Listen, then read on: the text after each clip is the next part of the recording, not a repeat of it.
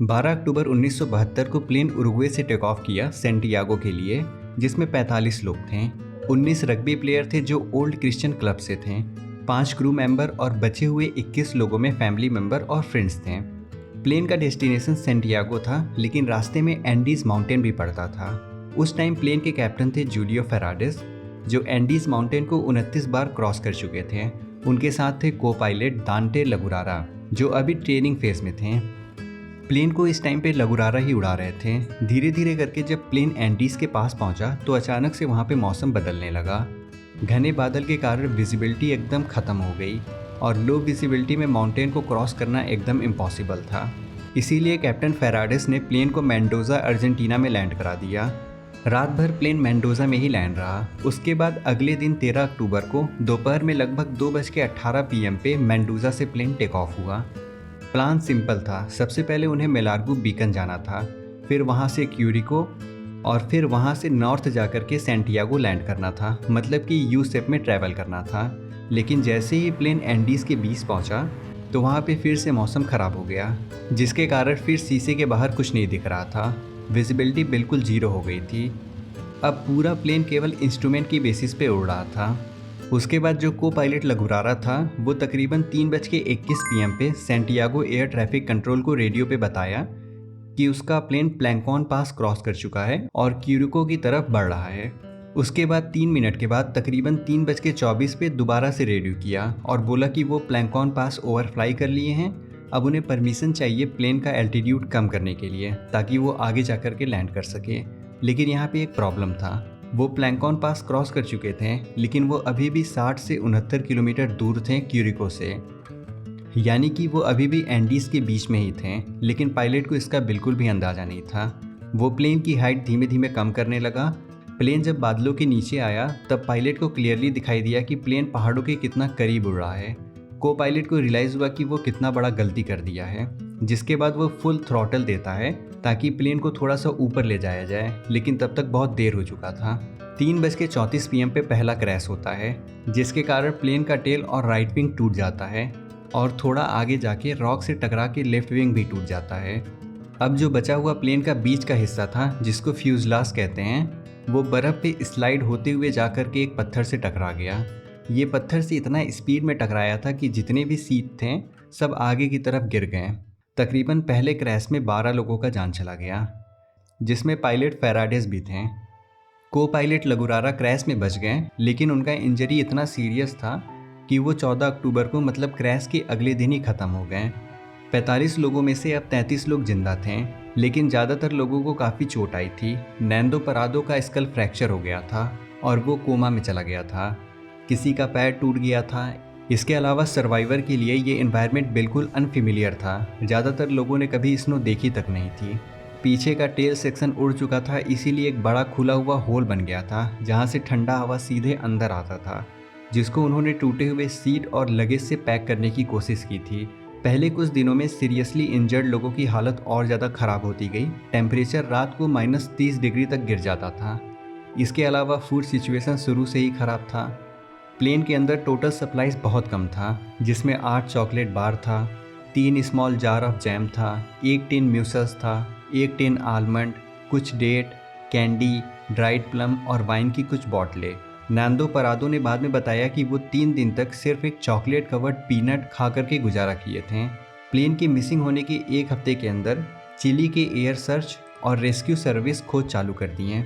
वो एंगोस्तुरा से सेंटियागो के बीच सर्च करने लगे, लेकिन दिक्कत ये था कि क्रैश अर्जेंटीना साइड में हुआ था, होटल टर्मस से सिर्फ 21 किलोमीटर दूर। लेकिन सर्च टीम को ये पता नहीं था। इसी तरह सर्च का पहला दिन गुजर जाता है और कुछ नहीं मिलता है। दूसरे दिन सर्च का दायरा थोड़ा सा बढ़ाया जाता है।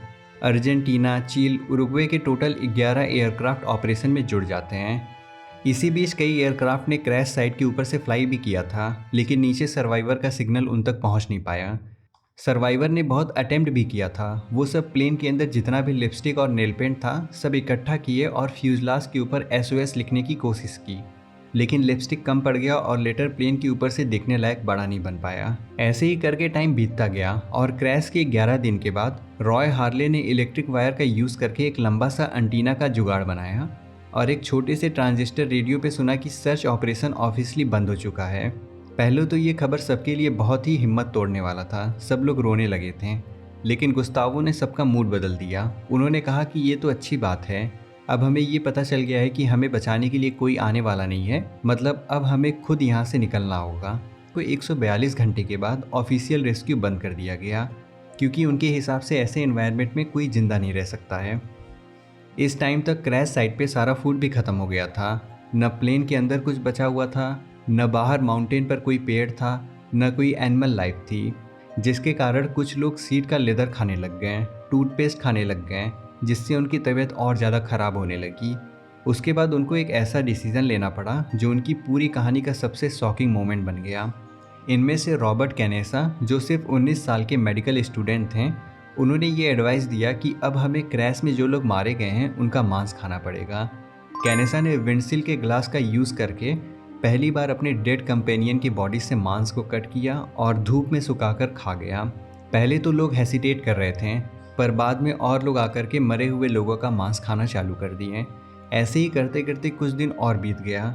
फिर 29 अक्टूबर को क्रैश के 16 दिन के बाद आधी रात में जब सब लोग फ्यूजलाज के अंदर सो रहे थे, तब एक मैसिव एवलांच प्लेन के अंदर का ऑलमोस्ट पूरा स्पेस को स्नो से भर दिया, जिसकी वजह से 8 लोग और मारे गए और प्लेन के अंदर जगह भी नहीं बचा था। सब लोग वही 8 डेड बॉडीज़ के साथ फंसे हुए थे। 3 दिन तक वो स्नो से भरे हुए फ्यूजलाज के अंदर ट्रैप थे। अब उनको पूरा यकीन था अगर वो खुद से कोशिश नहीं करेंगे निकलने का तो सब के सब मारे जाएंगे। इसीलिए 15 नवंबर को क्रैश के 1 महीने के बाद 4 लोग एक एक्सपीडिशन पे निकले, रॉबर्टो, फर्नांडो, नूमा और एंटोनियो। वो क्रैश साइट से 1.6 किलोमीटर नीचे ईस्ट की तरफ गए और वहाँ पर उन्हें प्लेन का टेल सेक्शन मिला। इस टेल में उन्हें बहुत ढेर सारी चीज़ें मिली, batteries, chocolate, meat, drum, Coca Cola, medicine, comic book और कुछ एक्स्ट्रा कपड़े। उन्होंने पहली रात टेल सेक्शन में ही गुजारा, लेकिन दूसरी रात इतनी ज़्यादा ठंड थी कि वो ऑलमोस्ट फ्रीज होकर के वहीं पे मर जाते हैं। इसीलिए उन्होंने वापस फ्यूजलाज में जाने का डिसीज़न लिया। अब सर्वाइवर को रियलाइज़ हो गया कि अगर उन्हें माउंटेन के ऊपर क्लाइंब करना है और रात को सर्वाइव करना है तो उन्हें कुछ स्पेशल बनाना होगा। उन्होंने एक स्लीपिंग बैग बनाया प्लेन के अंदर से चीज़ों को इकट्ठा करके। इसके अलावा वो लोग और भी ढेर सारी चीज़ें बनाए, जूता बनाया और लेदर का यूज़ करके एक चद्दर बनाया। 11 दिसंबर को क्रैश के 60 दिन के बाद नूमा अपने नींद में ही मर गया। अब सिर्फ 16 लोग जिंदा बचे थे। उन्हें पता था कि अगर वो वहाँ से नहीं निकले तो सब मर जाएंगे। उनको याद था को पायलट ने अपनी मौत से पहले बार बार कहा था कि प्लेन क्यूरिको के ऊपर से गुजरा था। इसी वजह से उनको लगता था कि कुछ किलोमीटर वेस्ट में जाने से वो कंट्री में पहुंच जाएंगे जहां से उनको हेल्प मिल जाएगा, लेकिन रियलिटी में वो एंडीज के बीच में फंसे हुए थे और चिली की तरफ पहुंचने के लिए उन्हें 90 किलोमीटर का डेंजरस माउंटेन क्रॉस करना पड़ेगा। बिना रियलिटी जाने 12 दिसंबर 1972 को 3 लोग इस सुसाइड मिशन पर निकल जाते हैं, नांदो, रोबर्टो और एंटोनियो। उन्होंने क्रैश साइट से 839 मीटर ऊपर क्लाइंब किया, जिसको क्लाइंब करने में उन्हें 3 दिन लग गया। तीसरे दिन पे नांदो माउंटेन के टॉप पे पहुंच गया। हर डायरेक्शन में सिर्फ बर्फ से ढका हुआ माउंटेन ही दिख रहा था। नांदो को रियलाइज़ हो गया कि को पायलट बिल्कुल गलत था। वो क्यूरिको के पास नहीं थे, वो एंडीज के बीच में फंसे हुए थे। लिमिटेड सप्लाई के कारण एंटोनियो को वापस क्रैश साइट पे भेज दिया गया। पेरादो और कैनेसा ने पहाड़ से नीचे उतरना शुरू किया। वो पानी के फ्लो को फॉलो करते हुए वेस्ट की तरफ चल दिए। अगले 7 दिनों में वो 1425 मीटर नीचे उतरे, लगभग 54 किलोमीटर का सफ़र किए। 20 दिसंबर को 10 दिन चलने के बाद पेरादो और कैनेसा चील के लॉस मैंटनीज के पास हॉर्समैन सर्गियो से मिले। पर यहाँ पे एक प्रॉब्लम था, उनके बीच में एक तेज बहने वाला नदी था जिसके कारण किसी का आवाज़ ही नहीं सुनाई दे रहा था। कैप्टन ने सिग्नल दिया कि कल वो वापस आएगा मदद के साथ। 21 दिसंबर को जब कैप्टन वापस आया, दोनों ग्रुप ने कागज़ पे लिखकर मैसेज भेजने का आइडिया यूज़ किया। नोट को पत्थर के ऊपर लपेट कर नदी के पार फेंका जाता था। सर्गियो ने नोट पढ़ा और तुरंत समझ गया कि ये कौन से प्लेन क्रैश की बात कर रहे हैं। उसने उन्हें ब्रेड का एक टुकड़ा फेंका और फिर 10 घंटे घोड़े पर राइड करके टाउन तक गया और अथॉरिटीज़ को इन्फॉर्म किया। चिलियन मिलिट्री और पुलिस को मैसेज मिला। रेस्क्यू के लिए चिली की आर्मी ने 3 हेलीकॉप्टर भेजा। वेट लिमिट होने के कारण 22 दिसंबर को सिर्फ आधे लोग ही रेस्क्यू हो पाए, मतलब 8 लोग। बाकी के 8 लोग टीम के 4 मेंबर के साथ माउंटेन पे रात गुजारें। फाइनल रेस्क्यू 23 दिसंबर 1972 को हुआ, मतलब क्रैश के 72 दिन के बाद।